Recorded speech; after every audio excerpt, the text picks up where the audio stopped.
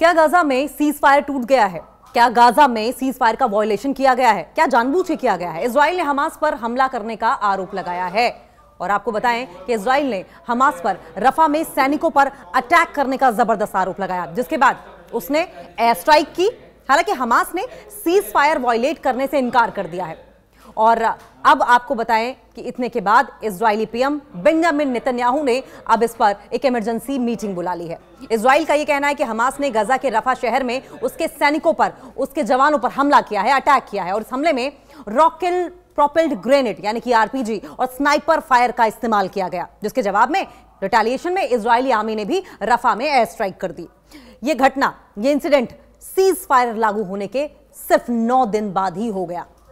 Israeli officers के मुताबिक यह अटैक उस रीजन में हुआ, उस इलाके में हुआ जो येलो लाइन के बाहर है। यह वही सीमा है जहां तक इजरायली सेना को सीज फायर के तहत पीछे हटना था।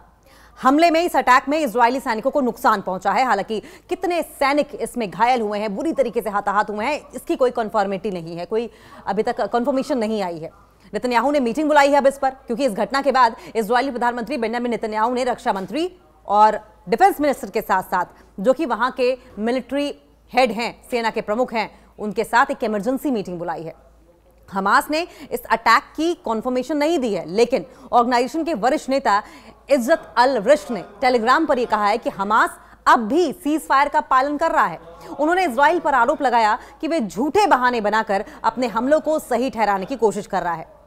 और इसके अलावा अब इसमें यूएस का क्या रोल है? यूएस की रिपोर्ट की चेतावनी। अमेरिका के फॉरेन मिनिस्टर ने कहा है कि उसे पक्की जानकारी मिली है कि हमास गाजा में आम लोगों को, ऑर्डिनरी लोगों को तुरंत हमला करने की योजना बना रहा है।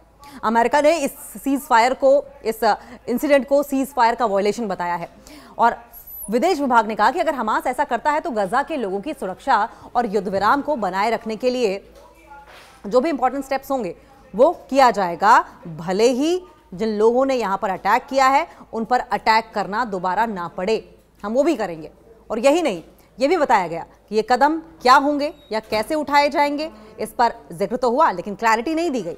रफा क्रॉसिंग बंद रहेगी। इजरायली प्रधानमंत्री नेतन्याहू ने शनिवार को कहा कि गाजा और इजिप्ट के बीच रफा क्रॉसिंग अगले ऑर्डर तक, अगले आदेश तक बंद रहेगी। उन्होंने ये भी साफ किया कि जब तक हमास मारे गए इजरायली बंधकों के शव नहीं लौटाता तब तक रास्ता नहीं खोला जाएगा।